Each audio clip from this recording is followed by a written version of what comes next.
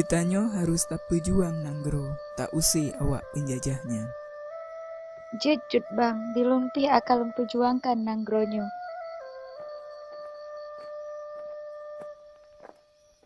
Sejak itu mereka sering keluar masuk hutan untuk bertempur dan melawan Belanda. Namun, malang tungku Cik Tunong, suaminya.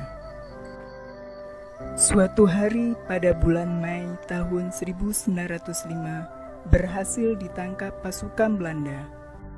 Ia kemudian dijatuhi hukuman tembak di tepi pantai Lok Semawi.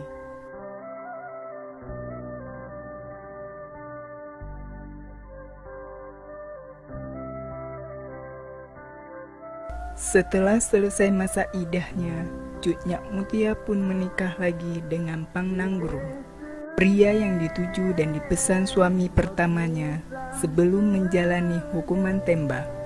Pang Nanggro adalah teman akrab dan kepercayaan suami pertamanya.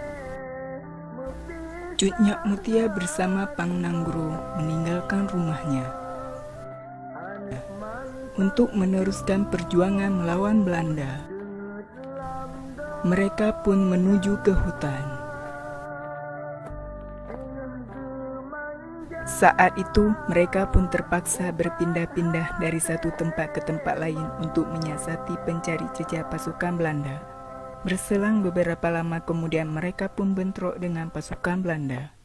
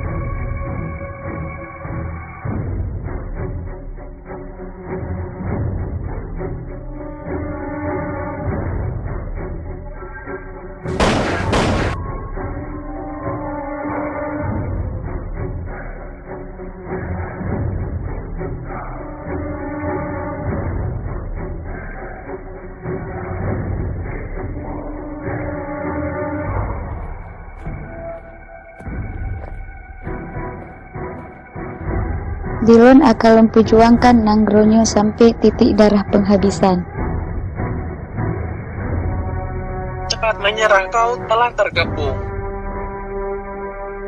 Dilon laki doa ba'doni, ya Allah, nibi kemudahan dan kemenangan ba'wate melawan penjajah.